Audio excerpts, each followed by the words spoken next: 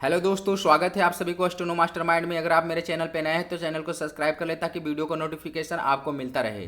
तो मैं प्रतिलेखन संख्या 11 लेकर आ गया हूं आपके लिए। डिक्टेशन 5 सेकंड बाद स्टार्ट होगा। Ready and last ready and start. भाइयों, आखिरकार एक लंबे संघर्ष के बाद, जो कि मुख्य रूप से अहिंसात्मक था और जिसका नेतृत्व ऐसे विलक्षण व्यक्ति ने किया जो अहिंसा और सत्य को ईश्वर का पर्याय मानता था, परंतु स्वतंत्रता के किनारे पहुंचने के अंतिम चरण में भारत को खून की नदी में से होकर गुजरना पड़ा और यह नदी भारतीयों ने ही खोदी थी तथा इसमें भारतीयों का ही खून बह रहा था। अभूतपूर्व पैमाने पर लोगों का निष्क्रमण हुआ।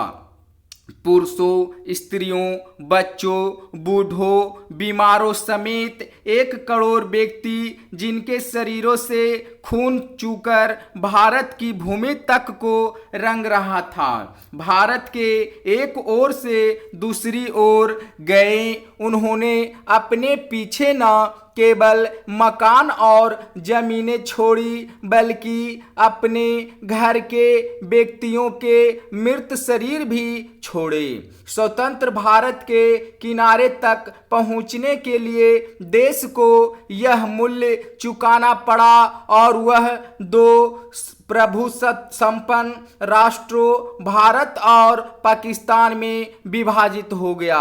यह 15 अगस्त 1947 की बात है।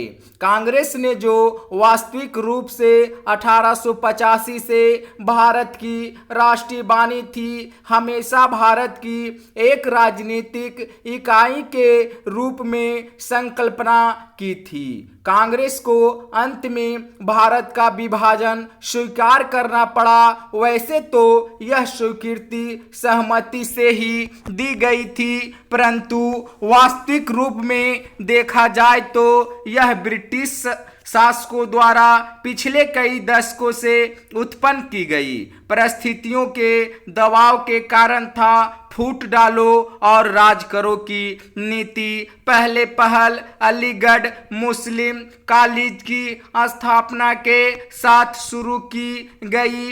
एक दूसरे के बाद आने वाले 3 ब्रिटिश प्रिंसिपलों ने पृथकता का विचार मुस्लिम नेताओं और छात्रों के मन पर बैठाया। सर सैयद अहमद को विभाजन मूलक विचारों को फैलाने के लिए उनसे हर प्रकार की मदद मिली। हम यह नहीं कहेंगे कि इसमें हिंदुओं का कोई दोष नहीं था, जो मुसलमानों से सामाजिक स्तर पर अलगाव बनाए रखते थे और आर्थिक दृष्टि से उनका शोषण करते थे। अलीगढ़ कॉलेज के अधिकारियों को अपने उद्देश्य की पूर्ति के लिए उपजाऊ भूमि मिली। यह सब कुछ पिछली शताब्दी के अंतिम वर्षों में हुआ। उन्होंने सोच समझकर राष्ट्रीय मुसलमानों की अपेक्षा करने की नीति अपनाई। 1947 में कांग्रेस के पास विभाजन स्वीकार करने के सिवा कोई विकल्प नहीं था, विशेषकर गंभीर सांप्रदायिक झगड़ों के कारण, जो कि गृह युद्ध का रूप धारण कर रहे थे। जिन्ना ने यह सुझाव भी दिया कि सांप्रदायिक आधार पर आबादी की अदला बदली की जाए।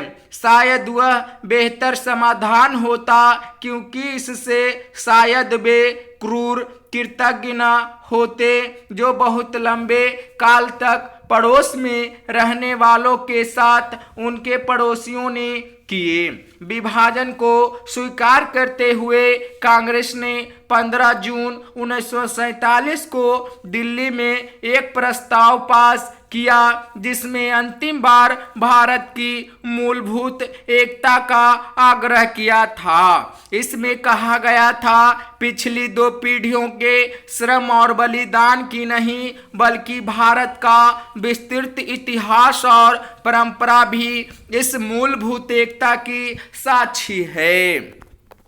दोस्तों, अगर आप लोगों को डिक्टेशन अच्छा लगा हो तो कमेंट सेक्शन में बताएं और दोस्तों के साथ शेयर भी करें। अगर आप लोगों को बड़ा स्टॉक लिखने में कठिनाई होती है तो आप मेरे व्हाट्सएप ग्रुप से जुड़ सकते हैं, टेलीग्राम ग्रुप से जुड़ सकते हैं और मैसेज करके पूछ सकते हैं या कमेंट में आप मुझे बता सकते हैं।